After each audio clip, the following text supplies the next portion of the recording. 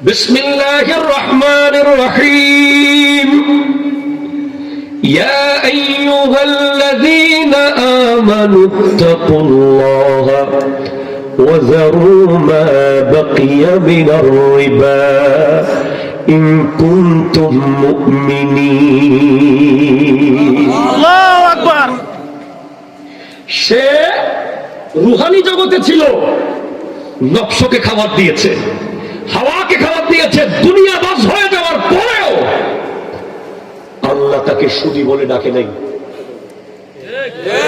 আল্লাহ তাকে ঘুষখোর বলে ডাকে নাই, আল্লাহ তাকে বাটপার বলে ডাকে নাই।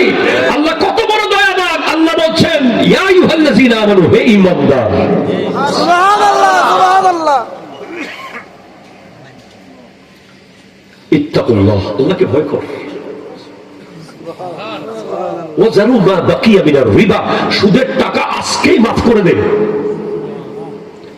ইন কুনতুম মুমিনিন, যদি তোকে আমি যে ইয়া আইয়ুহাল্লাযীনা আমানু বলেছি ওই কথাটার উপরে যদি তোর সার্টিফিকেটটা রাখতে চাস, সুবহানাল্লাহ, তোকে যে আমি ইয়া আইয়ুহাল্লাযীনা আমানু বলে ডাকলাম, কিয়ামতের মাঠেও যেন তোকে আমি ডাকতে পারি ইয়া আইয়ুহাল্লাযীনা আমানু বলে, সনদ যেন ঠিক থাকে।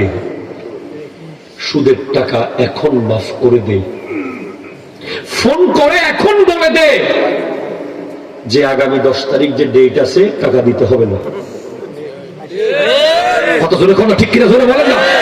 আল্লাহ করে বলছি, আল্লাহর কসম, যদি মায়ের সাথে জানা করতে না চাও এখন তওবা করো। এখন সুদ যে খায় সে তার মায়ের সাথে জানা করে, ঠিক কিনা কথা বলো।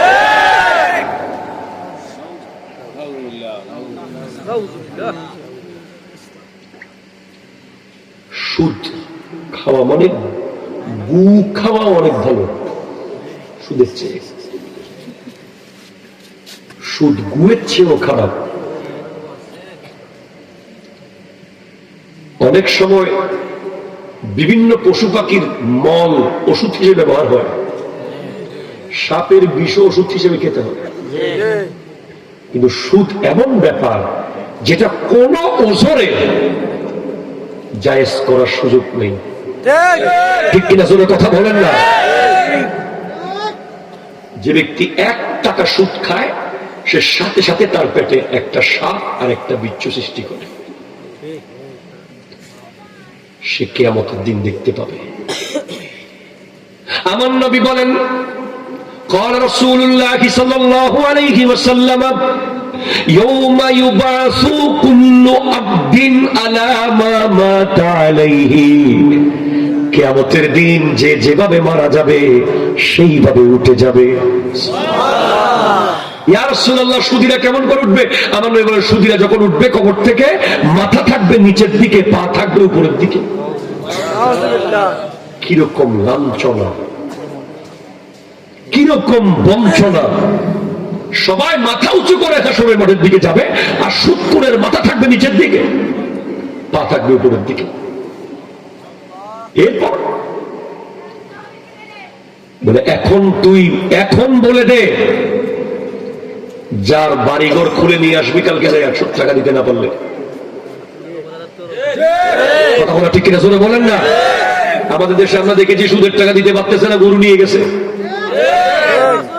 গাড়ি নিয়ে গেছে, সাইকেল নিয়ে গেছে, টিনের চাল খুলে নিয়ে গেছে, অনেকে বউ পর্যন্ত নিয়ে গেছে। জাহিলি যুগে বউ নিয়ে যেত, জাহিলি যুগে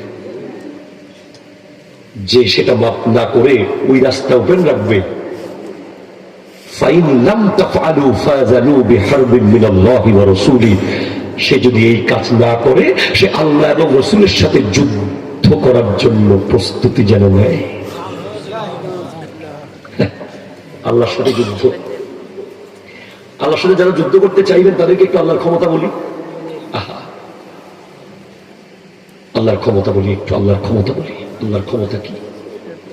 আল্লাহ বলছেন, সুদীরা কি মনে করে, আয়াহসাবুল ইনসানু আল্লান নাজমা ইযামা,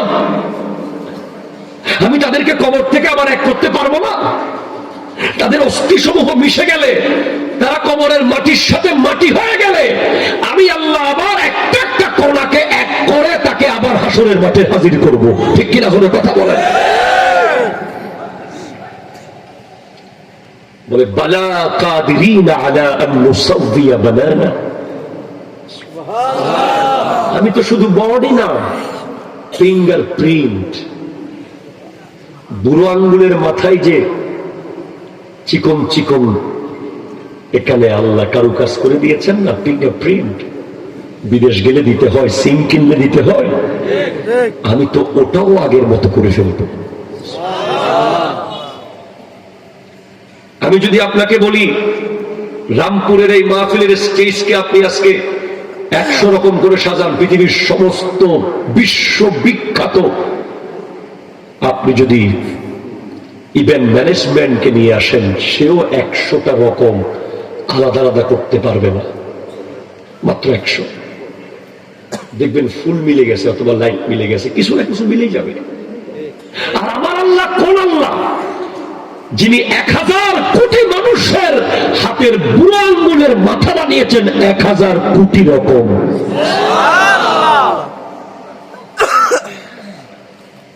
বাংলাদেশে যদি 17 কোটি মানুষ থাকে, সেখানে যদি 10 কোটির কাছেও যদি মোবাইল ফোন থাকে, তাহলে 10 কোটি ফিঙ্গার প্রিন্ট আছে, 10টা কোটি আঙ্গুল, 10 কোটি রকম। তুমি কি বুঝতে পারতেছো তোমার রবের ক্ষমতা কি? তুমি তার সাথে যুদ্ধ করবে? ও আমার ভাই, আল্লাহ আমি তোমাকে কোরআন থেকে বলছি, রব্বুল আলামিন সূরা বাকারার মধ্যে স্পষ্ট বলে দিয়েছেন, ফাযানু বিহারবিন মিনাল্লাহি ওয়া রাসূলি। সুদখোর একদিকে, আরেকদিকে আল্লাহ এবং রাসূল যুদ্ধের মাঠে। তার কত বড় বুকের পাটা! খবরদার, তওবা করে। এই জায়গায় যাওয়ার পরে যখন তার রূহ নফসে গেছে, সেখান থেকে হাওয়া, সেখান থেকে দুনিয়া, এই জায়গায় যাওয়ার পরে হাত আর তার কন্ট্রোলে নাই।